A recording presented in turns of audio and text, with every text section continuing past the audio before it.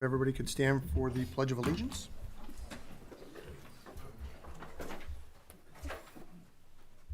I pledge allegiance to the flag of the United States of America and to the republic for which it stands, one nation, under God, indivisible, with liberty and justice for all. Okay, next we need to actually make an amendment to the agenda. We'll need to remove the closed session as scheduled and move it to June 10th. Can I get a motion to approve the amended agenda? Support. All in favor, say aye. Aye. Anybody opposed? Okay. Next, we got the approval for the consent agenda. We've got a few things on here, one being the board minutes from April 28th, 2025, the payment of the invoices, the MHSAA participating resolution annual renewal, also the approval of overnight athletic and team camp participation. And then we also have the Neola updates, the second read for 0100 definitions, 0144.3 conflict of interest, 0151 organizational meeting, 0154 motions, 0166 agenda, 0167.2 closed session, 0167.3 public participation at board meetings, and then also now for the first reading, Neola policies, 0131.1 revised bylaws and policies, 5320 revised immunization, 5330 revised use of medications, 5330.01 revised epinephrine autoinjectors, 5350 revised student health, well-being, and suicide prevention, 5460 revised graduation requirements, 8320 revised personnel files, 8510 revised wellness, and 8640 to rescind transportation for field and other district-sponsored trips. Do we have a motion to approve the consent agenda as presented? So moved. Any discussion, questions? Support. Was there support? Sorry, support. Now, any questions or discussion? All right, all in favor, say aye. Aye. Anybody opposed? All right, that passes. All right, moving on to district highlights. Mr. Jordan.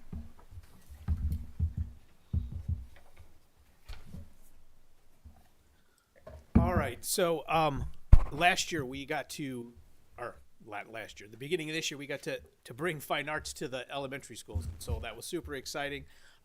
And so I'd like to bring up Julie McClellan, was one of the art teachers that we hired, and she covers my building, and she also does some of the, did I say it wrong? What did you say? Oh, I thought I said your name wrong. No. And she also does some of the primary building. So she's going to kind of come up and talk about some highlights, but she's been a wonderful addition to Eddie's family. Super flexible. She took on with no curriculum, right? And she's created the curriculum for the art program that we have in our building. She's worked with the younger art teacher, and they've integrated STEAM into it as well. So it's just been a wonderful addition to our Eddie family. So Julie, if you want to come up.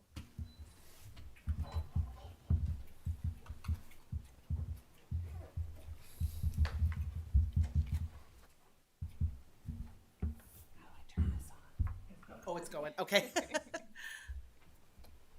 right.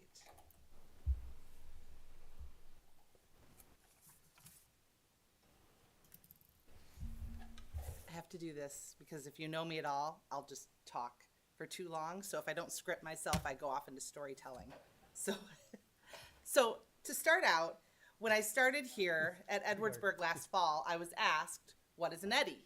And I said, I have no idea what an Eddie is. That was my first reaction. But I quickly realized that being an Eddie means be part of a community whose main purpose is to help kids realize their full potential. And now that I've been here for almost a full school year, I realize that being Eddie really means being part of a family that works together, plays together, and learns together. I've been teaching art for over 20 years, kindergarten through 8th grade, and it's my honor to bring my years of experience here. I enjoyed getting to know my students this year and finding different ways to take the Michigan Visual Art Standards and bring them into the art classroom and into the STEAM room. In my class, students are given opportunities to perform and to create art. Students talk about their art and write about their art. They discuss their art in small and large groups.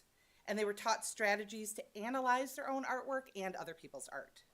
They also use the vocabulary of the elements and principles of design, which I've really emphasized a lot this year. And we explored how art plays a role in our world and our everyday life. Within all the lessons that I presented to the artists, I incorporate art history and teach them about different styles of art throughout time. Students were able to see connections between writing and art through writing artist statements, and connections with math through studying form, through studying one-point perspective, and learning about pattern. We explored careers quite a bit, and they were super excited about all the possibilities. I think, a lot of kids didn't realize that art ties into so many different career options. In STEAM, students were given various challenges to overcome by designing, building, and experimenting, and exploring how to find a solution to a problem and then improve on it again. They had the opportunity to design their own board games, and within those board games, they wrote informational texts by having to write their own directions that other kids had to follow to play those board games. My young artists are always asked on a daily basis in my classroom the hard questions. How does your art make you feel? What story does your art tell? If you could change your art, how would you change it? And how will your art contribute to our world? They were challenged and encouraged to share their thoughts and feelings. Through their art, students had the opportunity to learn about themselves, build self-esteem, and express themselves. So, these are all the things that we learned about this year. Now,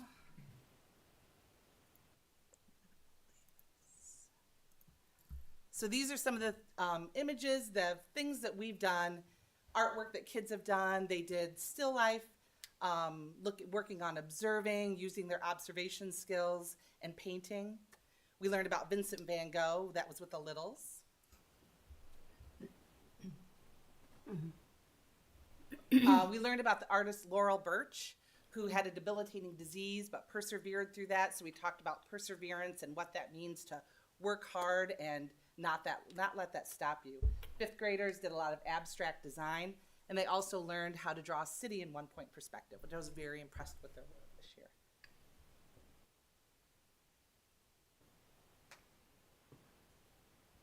Even our littles explored painting and collage. I was able to bring in some clay, which the kids, I think that was what they were most excited about this year. They were able to work with clay, build pinch pots, paint them. Had a lot of fun with those. We worked a lot with collage because collage builds a lot of problem-solving skills. So we take a theme, and then the students had to figure out how they were going to create art in that theme using cut paper and design. We talked about architecture. We also learned about various famous authors and illustrators like Eric Carle. This was with the littles over at the primary. We did a unit with the 4th and 5th graders on weaving. They learned about the history and the process of textiles, and then we talked about functional versus decorative art. So they created their own weavings, which at first they thought it wasn't going to be fun, but they really liked it. And then in STEAM, we explored a lot of different kind of engineering type problems, and we had simple tools that they had to create a solution for their engineering problem and work in teams and figure out how to do this, how to come up with a solution for how to make their boat float or their helicopter fly. And then I'm like, okay, now how can you make it better? So a lot of challenging thinking for them. And that was their board games. So they created these board games, and then they had to write instructions. And I said, you have to write your instructions in a way that somebody else could sit down and play your game without you being there. So they had a lot of fun with those. And the littles at the primary did some STEAM challenges as well. And then we explored careers quite a bit. And one of the things I told them is I'm going to challenge you to recreate the Edwardsburg logo. So these are some of the ones that they came up with.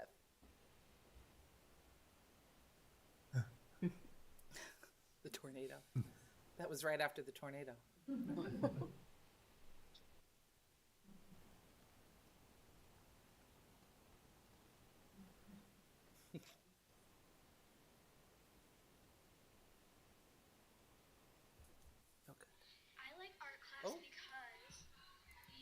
How can I get the sound to?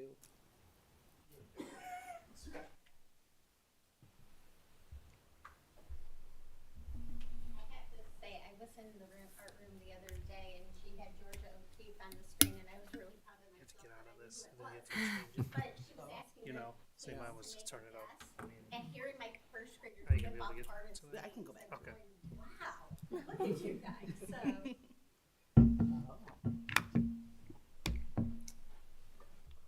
go ahead, try.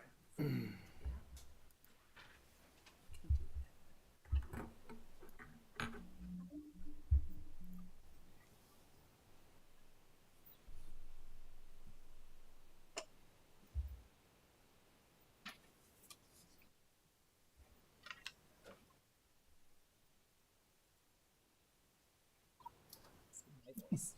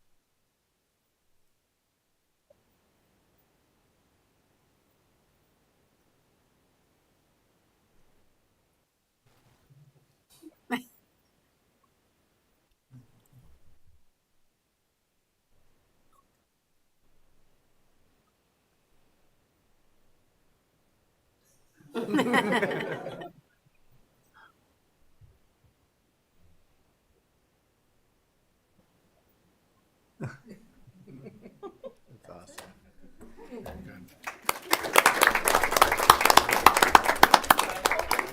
Making their minds blow up. That is awesome.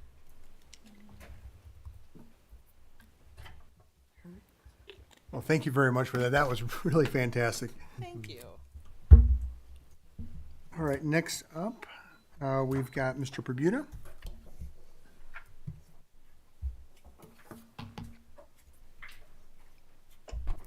All right. I have the privilege and honor of recognizing one of our veteran coaches, Coach Kim Bartz. So, Coach Bartz, if you want to stand up, come up here.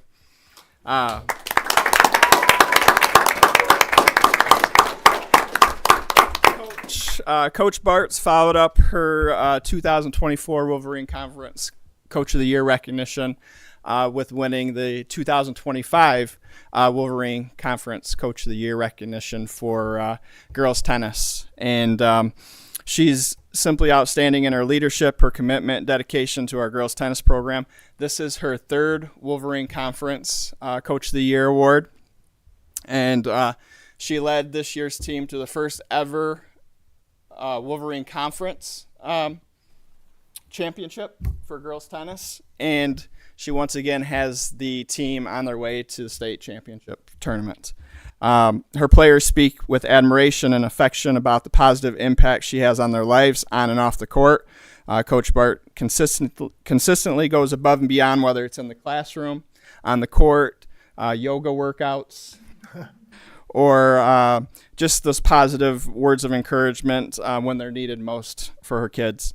Her ability to create a strong sense of teamwork, discipline, and confidence not only has led to success on the court, but also created a close-knit, supportive environment that her players generally cherish. She is more than a coach. She's a mentor. She's a motivator. She's a role model. And I want to congratulate Coach Bartz for all of her accomplishments and wish her luck at state and wish her luck in her future career, and hopefully she'll be back next year as our girls tennis coach. So congratulations, Coach Kim Bartz.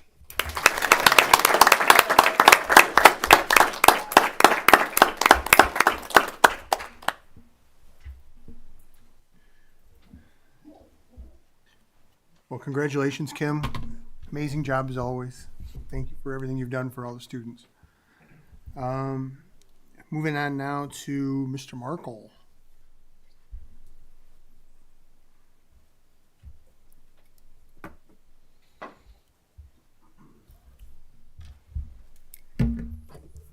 Ready or not, graduation season is here. So we're trying to get ready at the high school. It's a busy week. This is quite a remarkable group of seniors that are graduating this year. If you go back historically and look at them, they're the reason why the Eagle Lake got the blue ribbon and then followed up with the intermediate. And so their class and their test scores are the reason that we were able to be successful at the lower levels. As I was working on some stuff for senior honors today and graduation, I always like to compare the classes and compare the number of students that got academic excellence in last year's class to this year's class, and these guys almost doubled what last year's class did. So that's quite an impressive group, and so we'll be sad to see them go. It's been a wonderful class, and this time I'd like to introduce you to the top 10 for the class of 2025. Valedictorian Mason Baldwin is the son of Todd and Melissa Baldwin. Mason is a member of the Science Olympiad, served as the team captain. He was also active in student council, where he was vice president. Mason was a programmer on the robotics team, and he was academic excellence every year of high school. Mason plans to attend the University of Michigan, where he will pursue a degree in aerospace engineering. Mason Baldwin.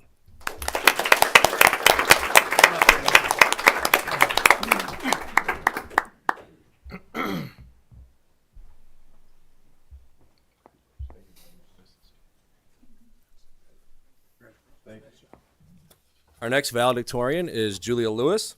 Julia is the daughter of Jeff and Mary Lewis. Julia ran cross country and played tennis all 4 years and was named the most valuable player on the tennis team. Julia was a member of the marching band and served as the section leader for the flute. Julia has received the Academic Excellence Award and the Scholar Athlete Award all 4 years. Julia was a member of the National Honor Society, ETS, Leo's Club, and has participated in the FCS Bible study. Julia received the Business Administration Management and Operations Award while studying automotive technology and mechatronics through the dual enrollment at SMC.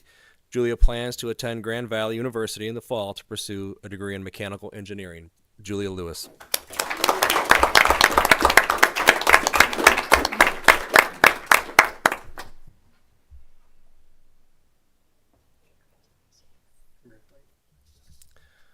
Our third valedictorian is Madeline Pabuda.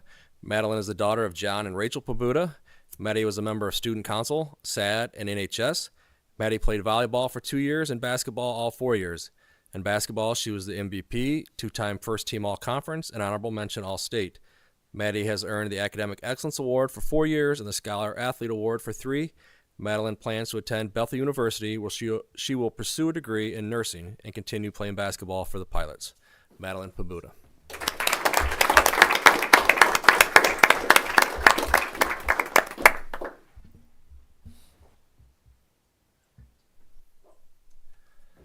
Our salutatorian for the class of 2025 is Kaylee Seabolt.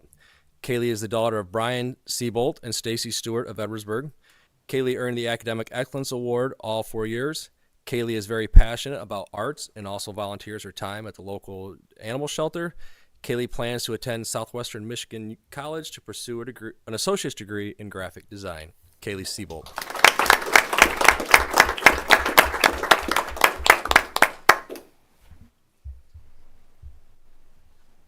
Shelby Thiel is the next member of the top 10. She's the daughter of Bradley and Cassandra Thiel of Edwardsburg. Shelby is a member of the Students Against Destructive Decisions. Shelby has earned the Academic Excellence Award all 4 years. She is also co-president of the American Sign Language Club at SMC. Shelby will attend the University of Tampa to pursue a bachelor's degree in marine science biology. Please welcome Shelby Thiel.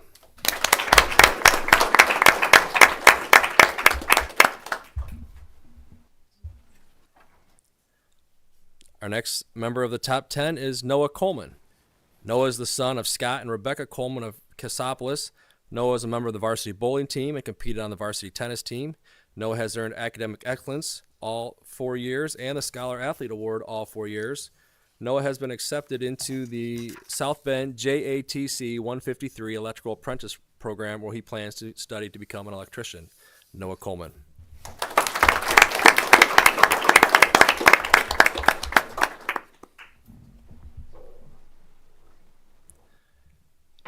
Olivia Clausen is the daughter of Tony and Christina Clausen. Olivia was a member of Student Council, SAD, Leo's Club, and the National Honor Society. Olivia played volleyball and tennis, earning the Wolverine First Team All-Conference. Olivia has received the Academic Excellence Award every year and the Scholar Athlete Award for 2 years. Olivia will attend St. Mary's College to pursue a degree in biology with plans to enter the medical field. Olivia Clausen.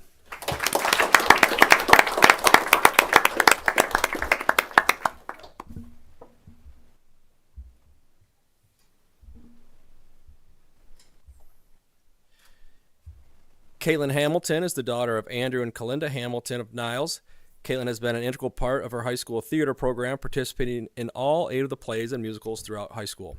Caitlin was also involved in the Science Olympiad, National Honor, and the National Honor Society. She has received the Academic Excellence Award for 4 years.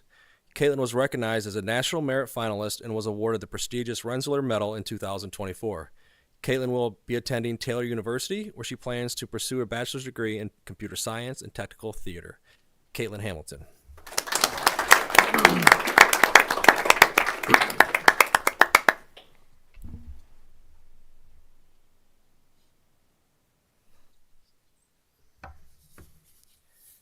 Erin Letter is the daughter of Leon Letter and Lisa Corridor Letter of Edwardsburg. Erin was in the marching band for 40 years, holding the position of drum major for 3.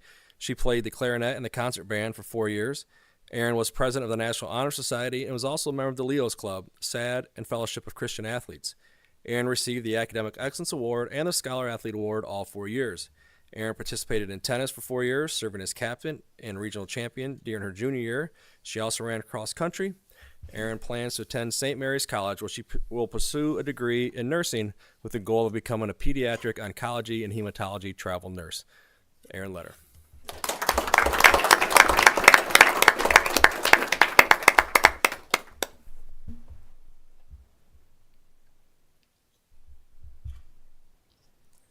And our final member of the class of 2025 top 10 is Charlotte Kultice. Charlotte is the daughter of Robert and Rachel Kultice. Charlotte has been an active member of the marching band, serving as section leader. Charlotte was a part of the pit orchestra, jazz band, and just recently was playing the drums at the talent show, which was pretty cool to see. But she also participated in solo ensemble. Charlotte was president of SAD, serving also in the National Honor Society. She plans to attend the University of Michigan to pursue a degree in nursing. Charlotte Kultice.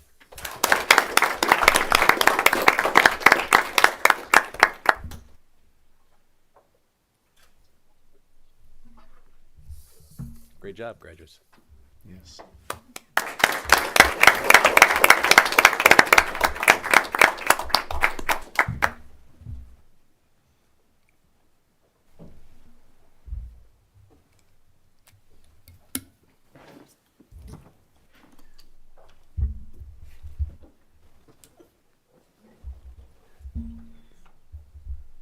Okay, if anybody would like to head out here, we're gonna start doing our items of business now, which is not as much fun as the stuff we just got to witness, so anybody who wants to clear out, welcome to do that at this point. Oh, wait a minute.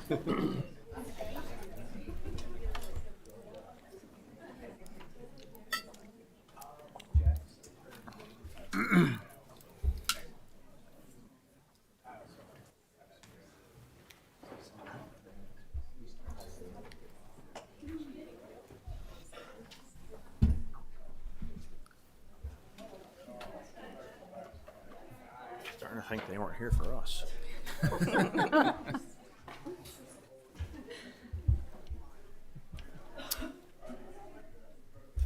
Okay, we'll move on to items of business now.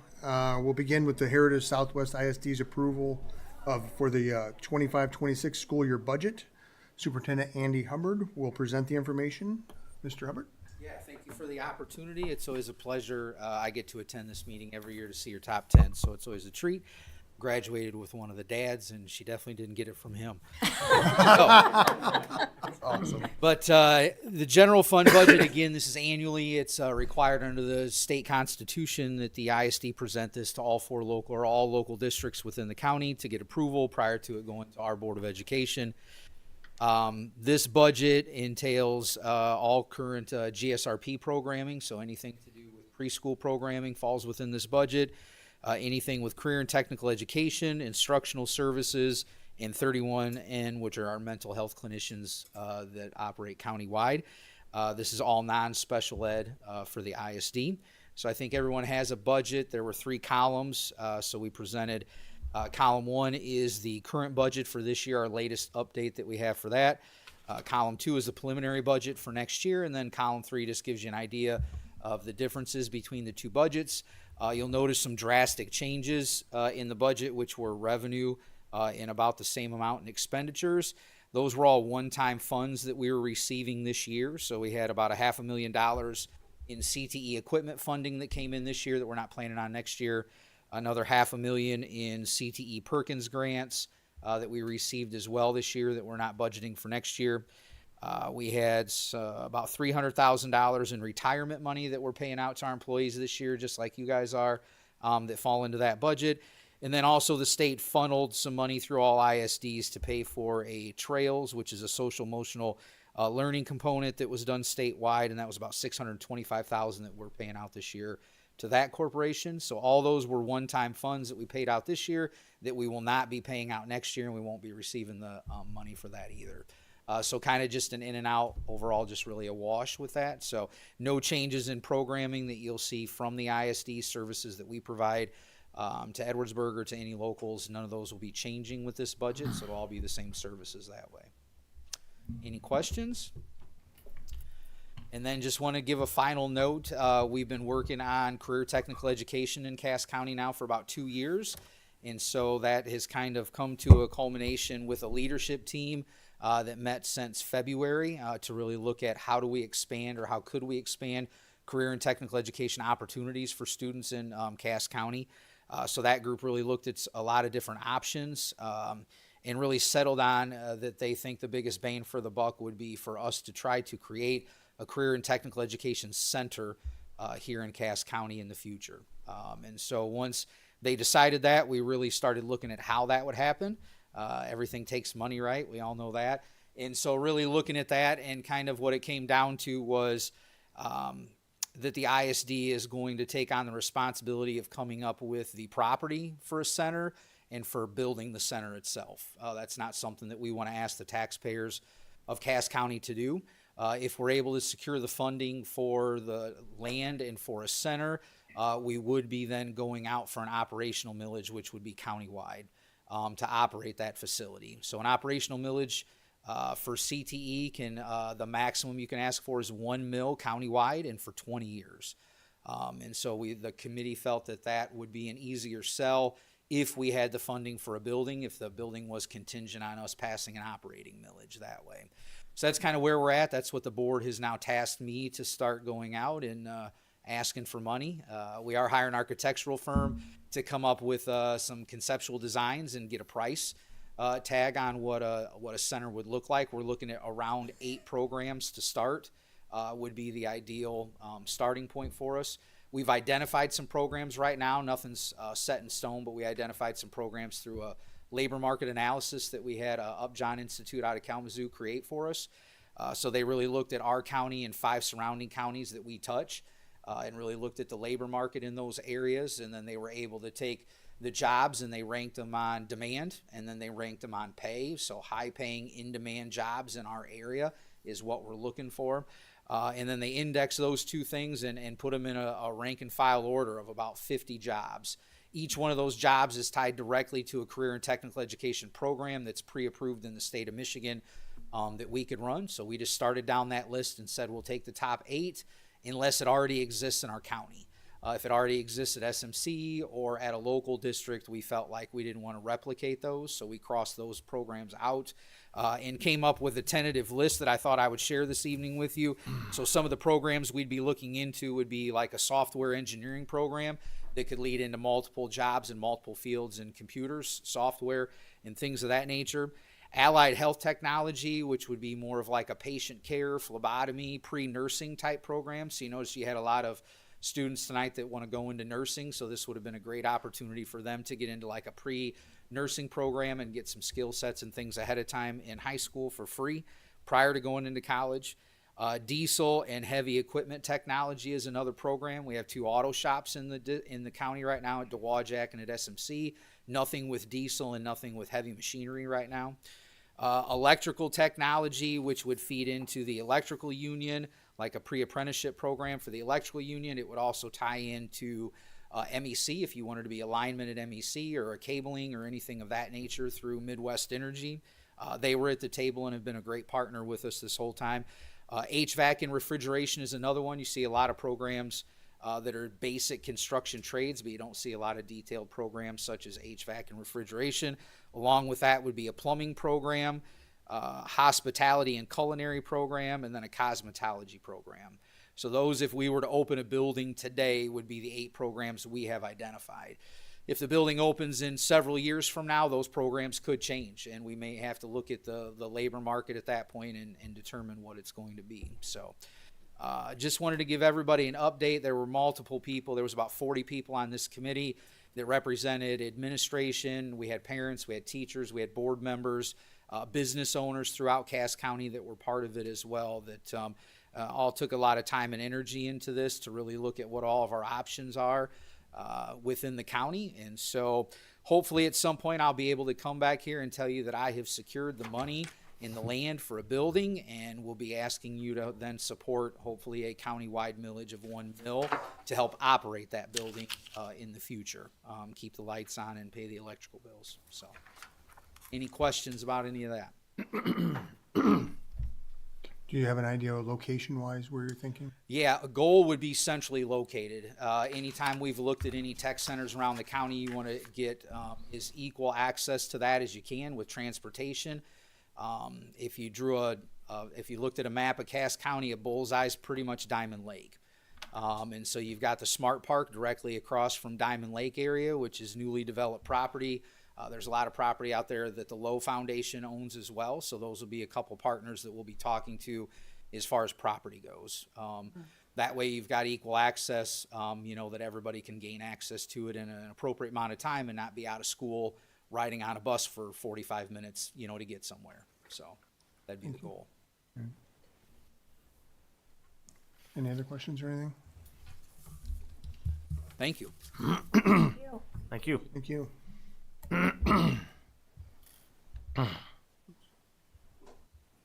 Is this for now? Yeah. Okay. So, all right.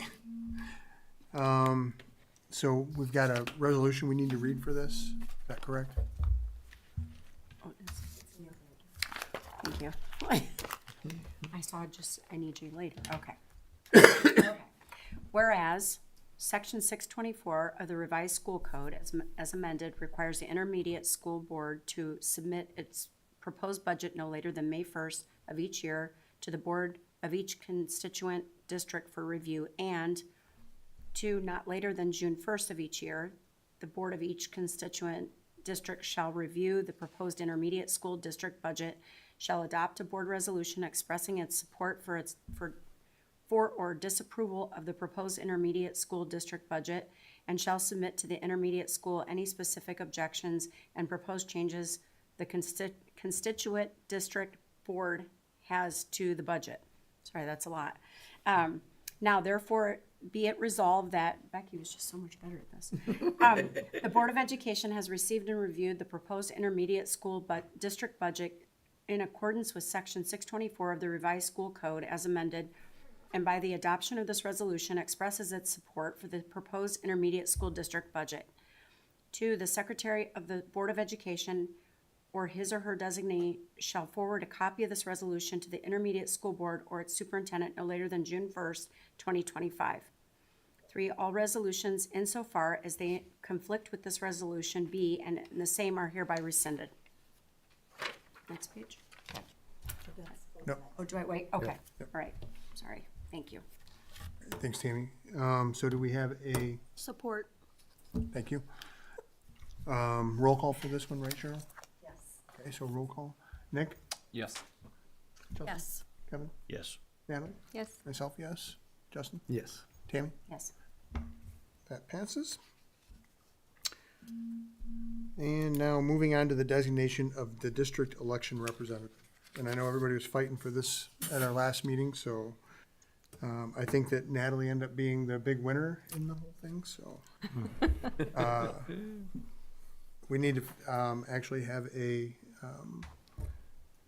proposal to have her, Who was the alternate? Nick. So we need four, are you still willing to do that? I will. I make a motion for Natalie to represent us at the ISD and Nick to be the alternate. Support. Okay. Any questions or discussion? Okay, all in favor, say aye. Aye. Anybody opposed? Okay, does she need to read this one first? Okay, so, we need to do a resolution on this one, okay. So, no, we get to listen to Tammy read again, so. Okay, whereas the biennial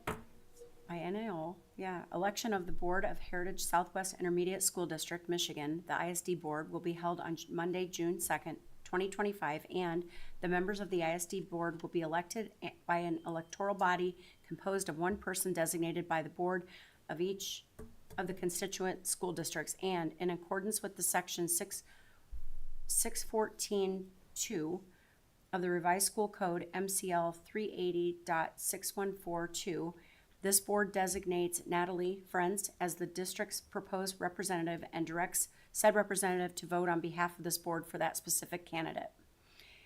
Now, therefore, be it resolved that the board does hereby approve the designation of Natalie Friends as the representative of the board for the electoral body, which body will elect two candidates to the vacancies of the ISD board on Monday, June 2nd, and Natalie Friends Nick Yoder as an alternate in the event that the designated representative is unable to attend. The designated representative is further directed to cast a vote on the first ballot on behalf of this board for Frank Ross and Jerry Garber. The secretary of this board is hereby further directed to file a certified copy of this resolution with the secretary of the ISD board. All resolutions and parts of the resolutions insofar as they conflict with the provisions of this resolution be and the same are hereby rescinded. Is there support? Support. Okay, now we actually have to do a roll call Yeah. vote on this, so. Tammy? Yes. Justin? Yes. Myself, yes. Alan? Yes. Kevin? Yes. Kelsey? Yes. And Nick? Yes. All right. Now we're really done with that. Oh, All right, moving on to bond projects. The bid results for the parent loop, drop-off loop, Courtney or Max? Yeah, so on May 8th, we had the bid opening for the first part of the parent drop-off loop. And I know Max and his team with Skillman really, I don't want to, really not interviewed, but walked through to make sure that they could deliver on what they said they could deliver for this portion. And so for site work, it was Indiana Earth with the lowest bid. For paving, it was Michigan Paving. For the concrete work, it was C&E Excavating. And then for electrical, it was Herman and Getz. Max, is there anything you want to add to the process? No, we're ready to go. All the contractors are ready to go. We've prepped and planned with several meetings, so we are ready. Fantastic. Good. And I know I know this is the first part, but I think all of the parents who drop their kids off for the primary and intermediate, as well as staff who try to get into the parking lots there, will be very excited with this project. Can I have a motion to award the bid as recommended by Skillman? Motion to reward the bid as recommended. Support. Okay, any questions or discussion? I just have one question. ahead. Tony, so I'm not an architect here, right? So I'm looking at this drawing and it's a little confusing to me. Is there any way that we could add street names and things like that to this particular? Yeah, I'll see what you're looking at after. Okay. So I can send you something. Because I think I get it, but I'm looking at it and I'm like, okay, is it this direction or this direction? It's the same entry that you come up currently to the intermediate and primary. The branch off will be a new addition to that will come up, and that's it will cut through where previously the White House property is, and then that's an additional parking lot up closer to the primary because Okay. students will now exit through the cafeteria and gymnasium to come out there to have it be a safer pickup for our little ones, because it also allows for some space to load those kids, versus intermediate will be able to move a little bit quicker because kids can get in and out of the car. So then the way on the other side of that is Section Street over on this side of the drawing. Yep, okay, okay, great, thank you. Any other questions or discussion? What's the timeline on like completion? Well, this portion is throughout the summer so that we're Okay. ready to roll for the fall. Now, granted, we still have to get approval from MDOT to have that second phase to come in and actually connect it up to US 12. Okay. So it's an aggressive timeline, but Yeah. we're confident that it can be completed. I've got Phase 2 will be in the fall. Yeah. The road out to US 12. That'll Okay. be taking place in the fall. I've got another year at Eagle Lake, so I'm not really worried about it yet. That's your problem, Yeah. It will be done by the time Yeah, the you guys owners are there. Let's knock on wood when you say that. Any other questions or discussion? Hearing none, all in favor say aye. Aye. Anybody Aye. opposed? Okay, motion carries. Moving on to personnel. Oh, wait, there's Oh, another no, bond. nope, Another. nope, you're right. We've got the reimbursables as well, sorry. And we went over these in the finance subcommittee, and then they were sent to the board last week. So this was just kind of pooling all of the different reimbursables that were in the bids and put together into one lump sum, which is why we're coming here to the board for approval of those. I don't know, Max, if there's a better way to explain any of the reimbursables. These are just budget numbers as well, so obviously we're gonna be good stewards of your dollar and we'll account for every last dollar spent. And then if any of them aren't used, they come back Correct, to the district. Yes. It's just budget numbers. Do we have a motion for approving the reimbursables? So moved. Support. Okay, any questions or discussion on this? Okay, hearing none, all in favor say aye. Aye. Anybody opposed? Okay, that motion passes. Now moving on to personnel. Except it won't be Mr. Bourne, it will be myself. All right. Oh, all right. He could not make it this evening.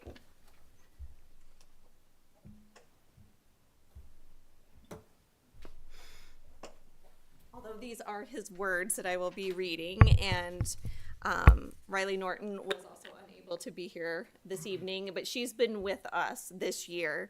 But we're excited that she now has obtained her Michigan licensure. So this is from Mr. Bourne. We are thrilled to recommend Mrs. Riley Norton for hire to our social studies department at Edwardsburg Middle School.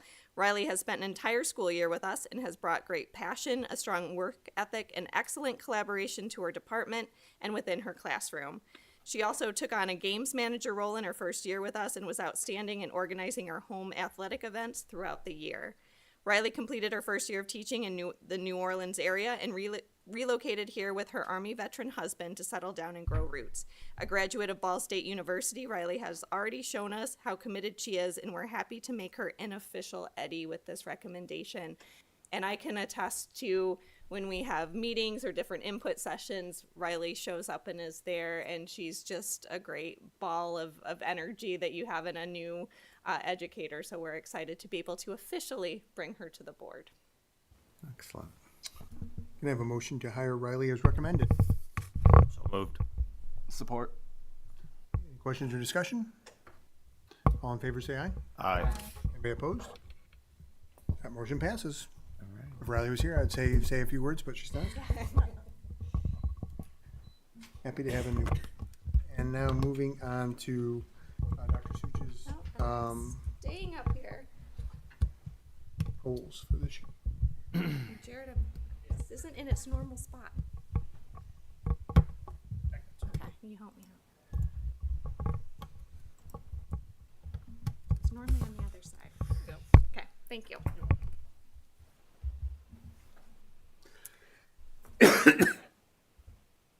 Okay, well, I'm excited to come back and update the board on the goals. That this will be officially the third time you've seen them, and each time we've made a little bit more progress. And I'm also excited that a lot of our administrative team, who's really the people who've been doing a lot of the work on these, are here as well, so that we can acknowledge all that they have been doing this year.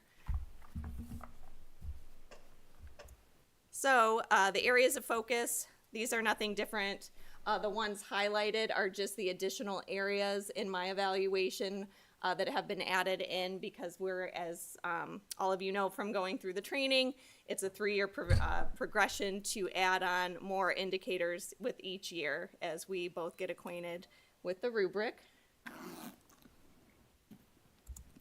So our goal 1, and again with our new strategic plan, well, now we don't have any visual. Give it a second. No pressure, Jared. No pressure.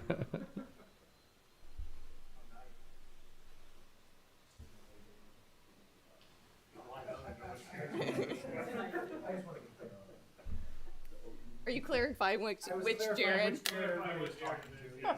It's a running joke in our admin team now that we have 2 Jareds on which one is the original, the OG Jared, and which one is the new Jared. I can also wing it if I need to. I know the board has this in front of them as well. And I know you guys are well aware of everything we're doing too, since you guys are all working on it.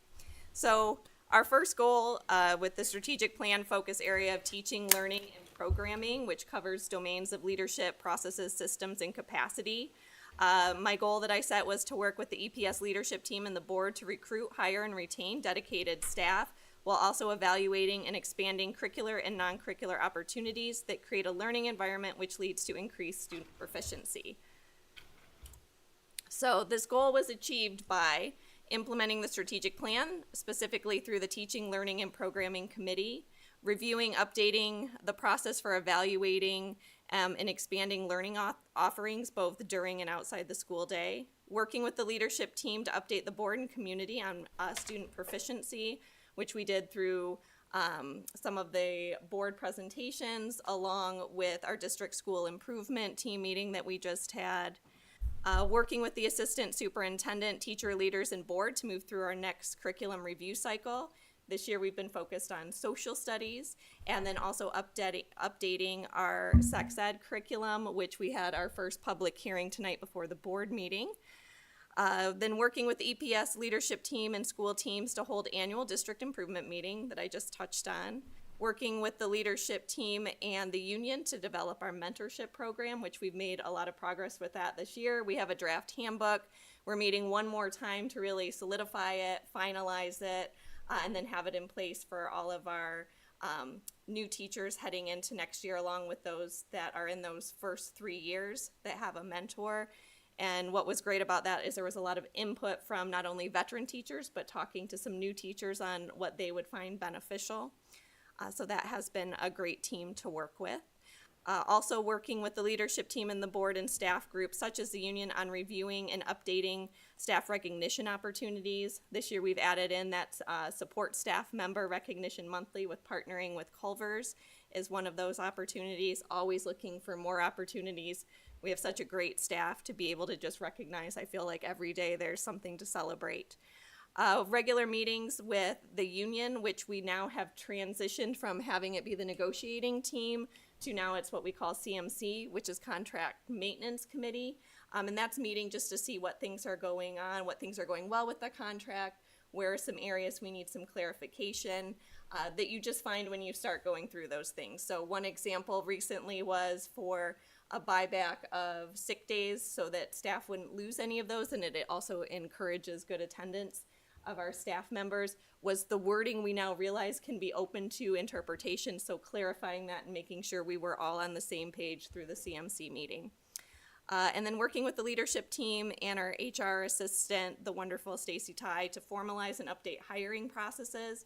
We've implemented a new process where we have a second round that comes up to central office that allows both myself and Gail Enders, Katie Braxma, and Carrie McGuire to sit down and meet with candidates. Sometimes that is just so that the candidates get to know our faces, we get to know theirs, is a welcome into the district. And other times we've had the great problem this year of having a number of positions where there's a couple really good candidates that the building level groups can't decide on and want some additional input, which is a really great problem to have. Some of the things we covered, so I'll just touch on these with the links. The strategic plan subcommittee, there'll be a report back to the board next month on where we are at in each of those committees. So as you remember, those are chaired by different members of our leadership team, and they have done a good job of really moving the strategic plan forward and bringing in a lot of new ideas. So we're putting all of those into those working folders, and then that will be presented to the board in June. The mentor program I touched on, those are the meetings that we had to come up with the kind of mentor process and handbook. There was a lot of homework involved too, of reviewing other people's mentor programs, seeing what we liked, seeing what really needed to be changed to meet our needs here in Edwardsburg. And then we talked about the student proficiency updates and board reports. Our assistant superintendent has done a great job of bringing all of the building and district information to the board in terms of our ready and our state scores as well too. And then we'll come back again next fall once we have all of our non-embargoed state scores again. As I said, the social studies, the sex ed curriculum, which has a unique board that has to be formed that includes clergy, medical professionals, parents, community members, and staff members. And so those are the times they met. We had our first hearing today. We'll have our second hearing before our next board meeting in the morning for those that it's better to meet in the morning. And that's just, hearing is a little misleading. It's really a time for any community member or parent to come in and review the materials. There wasn't a lot of changes. This was really just an updating of some curriculum pieces. The Berrien Math and Science Center Latin honors weighted grades that the high school presented to you as well, along with the surveys they gave the families. And then in terms of extracurricular student events, the esports that we're looking, that Jared really has taken the lead on to get started for next year. Another opportunity that we put in place this year was a number of the students at the ALC came and said, hey, we really want to participate in some dances and prom. Can we do that? We know we're not, technically students at the high school, but we don't have enough students ourselves to have our own type of dance. And so Ken Greenidge, along with Ryan and Mike, worked together to make that happen. And so those students who wanted to attend prom could attend prom. One thing that will be in heading into the future is working with the chamber, who had reached out to look at some different ways to get student attendance up at events. This didn't make as much progress as I was hoping to this year. Between the tornado and some of our other events, those seemed to hit on the days that there were chamber meetings, and so then I did not make it to the chamber, all the chamber meetings I would have liked to connect. So a few road bumps this year, but we've weathered them well. No pun intended with the weather and the tornado. So staffing updates, I've been keeping the board updated, bringing new staff, that was good timing, to the board for approval, such as Ms. Riley Norton. Also using alternative pathways to fill some of our open positions with our dedicated staff that we already have. We currently have 3 staff members going through the Talent Together program, where we found great success with that partnership. Excited that, for example, Lacey Parsons next year will be a teacher of record in her class instead of needing to student teach, and then we'll be able to officially bring her to the board after she's completed next year to then fill that position. So that's been a very good partnership to have to grow your own. These a lot we've covered with CMC. Change for hiring, we've updated with the help of the ISD to a new system. We've moved from Frontline to Red Rover, which has also saved the district money since the ISD has taken on that cost for us. And we added that final round for interview processes. And then the recognition piece, supporting or the support staff member of the month with Culver's, and then other ways we've recognized just the expertise of our staff members. Water testing, we used to contract that out at quite a cost. We had a staff member, Jeff Withers, who was interested in trying to pass the test that's needed for that, and then we would get a water testing lab set up here. Kudos to Jeff when he went to take the test. The people who were there, other people taking the test, said, well, what number test is this you're taking? And he was like, well, it's my first time. And they said, oh, well, it's like my 4th time, it's my 5th time, like it's a really hard test to pass. He passed it on his first time, which just is a testament to the knowledge our staff members have here. And so now he is who conducts our water testing, which acknowledges his expertise, but also saves the district money as well too. So that was goal number 1. Goal number 2, focusing on the strategic plan area of community and communication with the domains of leadership, system, and processes. My goal was to work with the district to increase communication, build relationships with internal and external stakeholders in the board, and find meaningful ways to gather and use stakeholder input. So this goal was achieved by implementing the strategic plan through the community or the communication and community committee, it's a lot of C's, working with the leadership team and the board to create advisory groups to gather, discuss, and share information with different stakeholder groups. That really evolved into the chatting sessions, which I started with the secondary staff, which was a good way to just start to connect.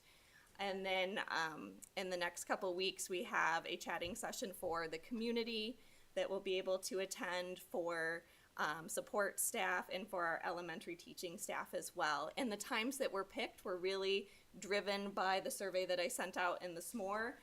It was great to see. I think the community one, we had over 60 responses to pick a time and date. Now, I would hope all 60 people show up, but I'll be happy with a couple to chat with. But that was just good to see people are reading this information. They're taking the time that they want to give input. So I'm excited that those will continue into next year. And my goal next year is to also add in that student input as well too, and have a group with especially our secondary students.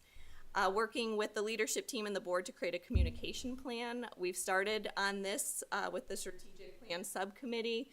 The website was brought to you guys along with the app the last time, so looking forward to moving forward on that. And then once we have some of those pieces in place, then we can really look at, okay, what is our actual communication plan? What is covered through the app, and what are some additional tools that we find that our staff really want to keep? So that will be coming, just based on we need to get a few of these other things in place first to know what the actual plan looks like. Working with our technology department to increase information on our website. Well, we're getting a whole new website, and our new communication system app will allow for those text messages to go out as well too. So we've solved that problem this year. Working with the leadership team and staff to offer learning opportunities for families and community members on school and student-related topics. We had the Alice Safety Parent University. We weren't going to get the participation in the 5-star when we had it, so we're going to have that more as a kickoff back to school. I've already received some parent input that maybe if we called it something, maybe Parent University didn't attract enough people to come, or that there might have been some people intimidated by the use of university, so coming up with a different way to market that to get more participation for the start of next year. Then also working with the leadership team, board, and stakeholders on rebranding the district. So we've started that process. I know you guys received a survey from Tracy Spalding as the head of that committee, and then we are meeting with a marketing group on, I believe, Monday, June 2nd, kind of look at next steps and what that would look like at really rebranding the district. Or really it's just more solidifying our brand. We just have a lot of different brands going on, so bringing it all into one place. So that is in the works. Working with the board to refine board routines, enhance working relationships. I think it was Chelsea Wilson last year who really said, we haven't gone through all these policies. Some of these are dated from years ago. So this year, with a second read of the bylaws, we're going through that, and then hopefully it might take a few years, but to get through all of the policies so that the board has been able to touch everyone and then continue that in a cyclical manner. And then working with the board and the policies I just touched on that for the continual policy review. So again, this is just what I talked about a little bit. It has all the links to the different things that we did, such as the Parent University, the different chatting sessions that we had and are going to have, and then working on updating the policies. And then different communication with stakeholder groups. Those are all of the s'mores that go out. Again, really good to see that parents are clicking on the links, staff members are clicking on the links to take the quick surveys, because then that just lets me gauge, okay, who's actually getting to the bottom, I strategically put some of those surveys further down in my s'more so that I know how many people are reading all the way to the end, because I try to keep them, I want it to be useful information for the community and for staff. And then lastly, goal 3, strategic plan focus area facilities and funding, which we covered a lot in the board meeting tonight with bond related work, that I would work with the board and district leadership to oversee the utilization of district funds, bond, grant, general fund, to improve district facilities while maintaining the district's overall financial standing. So this was achieved by implementing the strategic plan through the Facilities and Funding Committee, regular meetings with the Finance Subcommittee, regular district safety team meetings.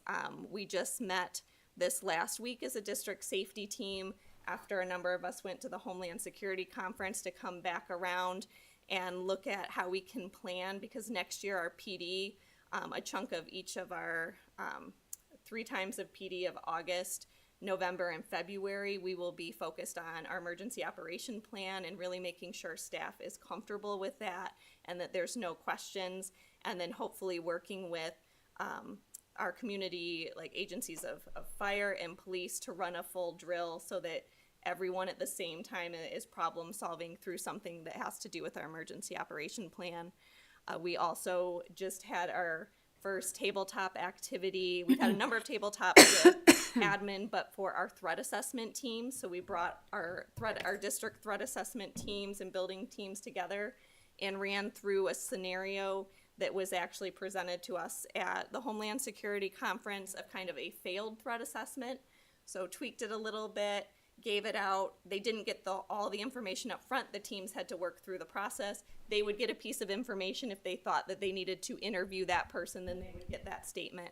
And it was really great at the end. All 3 different teams arrived at the same conclusion of what level the threat was. And had they been the people going through that threat assessment of the scenario we went through, it would have prevented loss of life of a student in that real life scenario. So it was really great to see, 1, the fidelity check, and 2, the fact that they made the right call in terms of the threat assessment. So we're going to continue to do those. That was very useful. And then communicating with the community about bond and safety projects and updates. Been doing that through the s'more. Anytime there's a safety concern, that gets sent out in a notice, an email, or a phone call. Working with the CFO and business office to update our process for communicating with the board on district budget. We've started to work with our admin team to get more updates for them. We're going to continue that. We're going to do some training with our financial system for all of us as admin to be able to easily access reports, but then also having a monthly report come to the board so that you're just aware of where our standing is with our district's budget. We've done 2 safety assessments by an outside agency this year, both for our buildings, which was done earlier on, and then just was a few weeks ago in April, Mr. Pabuda took them around, and it was a perfect day where we had tennis going on at the same time as track, at the same time as soccer, and then something in the pack so that they could go through and then provide us with that assessment that the safety team is in the process of reviewing right now. And then they also provided us some templates on how we can create those safety plans or update our safety plans that we have for any of the events we have. Because I do know that's the first thing I do when I walk into the pack is I look around and think, how am I getting everybody out safely if we need to get out? Then working with district leadership to create a facilities and ground review process, much like our curriculum review. This was delayed a little bit from the start of the year because then Michigan came out with doing the whole facilities assessment that we have just received this spring. So that paired with the tornado, paired with our fire, paired with our cyber incident, we're working on it, but that part is not completely done, but that's because we've gotten some really good information to add to it. So that will be coming as well. Again, these are the things I talked about. As I know I've mentioned to a number of board members, I never knew how many bond meetings were actually involved once you passed a bond. They're all awesome and it's great and it's a lot of information. But there is a lot that goes on to make those community dollars that we've been awarded come to life and be good stewards of and make sure that it's doing the best for kids and staff. So all exciting meetings, but there's been a lot of them. And then our cybersecurity communication after our incident in the fall, my goal has been to continue to update staff in the community on what are some ways they can do to keep their information safe. So I've been including that in my SMORE on what are some different strategies you can use even for your own children. A number of our parents are also cybersecurity experts. They have reached out and provided different tips and tricks as well too, so having that community connection. A number of us on the admin team also went through the FEMA training for incident command, because that was one area through our assessment we found we were a little lacking. All of our threat assessment team members have been trained and are up to date, so every building has a threat assessment team that can run through a threat assessment. And then there's a number of us at the district level who are also available if there's any members of the team who are out. That also includes Officer SRA, as our SRO is trained, and then both our school psychologist and school social worker at the ISD also came out and were trained as well too. Talked about the tabletop. We've also done admin tabletops of just different events that could come up with an emergency operation plan. We've also had different speakers come in. Officer SRA had arranged for, it was good timing for the gas company to come in and talk about what might happen in a gas leak. This was prior to all of the gas leaks that occurred in Edwardsburg. So it was really good information to know how far away from the building do you need to be, what do you need to look for. You don't go turn on and off a light switch, those type of things. So that was great information. We're going to continue to do those things and bring that type of information in. And then we went to the Homeland Security Conference, which also provided some good information. And then with our new website, there will be a bond tab to really share out everything that we've been doing with the bonds, so the community can see how their money is being spent and all of the great work that is being done. Let's see, anything I hadn't covered. Talked about the assessments and then the review process for the grounds that we will be continuing with next year. And that is the end of kind of my goal update. So accomplished a lot with the work of our whole admin team and a lot of our teachers and support staff as well too, to get all of this work done. So just excited to see our strategic plan really come to life and be carried out, and it's not just something that sits on a shelf. So it truly is a living, breathing document that we are all very much aware of. Any questions? I noticed some of the links in this. I don't have access to view. Was that? Just send me if you are having a problem with the link, and I can. Okay. I think when I send it out, it does the, ask and we put yes. But I know sometimes for our admin meeting, there's times that some of those links don't work, and I have to go in individually. So just shoot me an email on which ones, and I will go in and double check them. Courtney, I have a question for you. So I remember, I think at the beginning of the year, or maybe it was last year, that we were discussing the teacher assessments would no longer have the highly effective, but it looks like the superintendent does. No, or does so they don't. So all assessments in the state of Michigan, there are now only 3 categories. However, the tools we use both for teachers and administration are used a lot of times nationally, and so they elected not to change the actual assessment, even though the highest rating you can receive is effective. So there is no longer that highly effective piece, but they left that in there, especially for our teachers. We want to be able to, in our discussions with them, and the same with our administrators, really highlight those areas where the administrators are and the teachers are doing a phenomenal job, that we can say kind of you fell over here in the highly effective, even though the highest rating you're going to be able to get is an effective rating. I couldn't remember if you said that was also, it was consistent across the superintendent as well. So yep, so it's very similar to how, with the growth piece, we do, so here we bargained for 20% for the student growth piece in a teacher's evaluation. So 10% is local assessment data, 10% is state assessment data. For those of us at the district level, we use a shared attribute just because we aren't directly associated with a building, we're associated with everything. So we, through Munetrics and My School Data with Michigan, you can look and see where you as a district fall in terms of student growth. And so for us, and it's pretty much most districts, when you do a shared attribute, it was very much the same in Fenton. You come out as effective just when you look at those who are above, those who were below, and then you have the chunk in the middle as, kind of average growth, above average growth, below average growth. it always seems to average out to effective average growth. And so that's a shared attribute that is shared amongst us at the district level. So we don't have the individual student data. So all the data that's been presented to you from iReady, from the district, and then the state assessment scores, which for this evaluation cycle are really last year's state assessment scores, which were presented to the board in the fall. That's where that shared attribute comes, which is just effective, is what it comes out for the student growth. Okay, thank you. Good question. Any other questions? Okay, well, thank you. And thank all of you who've helped make these goals achievable. Okay, now we'll move on to subcommittee reports. Do we have any updates or reports? So we had a policy committee meeting, actually two kind of back to back. The first one included the administrators with the proposed handbook changes. So we kind of talked through some of those changes, and the one note that Cheryl was kind enough to go ahead and throw my minutes already into the Google Drive so you guys can see them there. The only note I was gonna make was there were some things from the high school level that we kind of teetered on back and forth a little bit, so I think it'd be very helpful for all board members to really review that, since it is really more a board decision as opposed to just a, 3 people from the committee.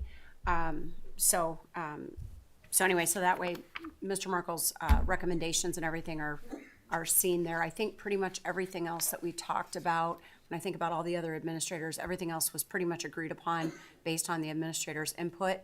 So I think that was the only area that we kind of teetered back and forth, so we might want to just take a look at that. And then the other thing is the second meeting was really around the policies. So now we're through the bylaws, and now we move on to, we went to a level 1,000, which will be the administration. So we're going to review those, and then our next meeting, which I think is June 23rd, I think. Yeah, it is. Then we'll talk about that level 1,000 and then bring any recommendations to the board from that meeting. So you guys will have all these on your Google Drive. At the beginning of the month, I attended the Spring Institute for Michigan Association of School Board. They did email out to all board members. The main focus of the conference was on AI. So they emailed out all those flyers, all the handouts to all board members. I did attend a CBA on communicating effectively in difficult times, and another one on empowering education. If anybody would like to see my notes from those classes, I'd be more than willing to share them with you. They do have some upcoming events, the Back to School Legal Workshop in August, and the Summer Institute, August 15th through 16th. There's always useful information. I get to talk to superintendents and board members from all over the state, and I would love if anybody would join me, so. Any other subcommittee reports? Finance met right before this, but didn't really have time to make a report. Why not? We basically went through the bond project updates and the reimbursables. We took a look at the budget update for 24-25, hoping to have that pretty well closed out for the next meeting. So that's about it. Any other questions or comments? I think that was it for the subcommittee reports. Moving on to comments from the audience. Do we have any audience members who would like to speak? Seeing none, do we have a motion to adjourn? So moved. Support. Any questions or discussion? Hearing none, all in favor say aye. Aye.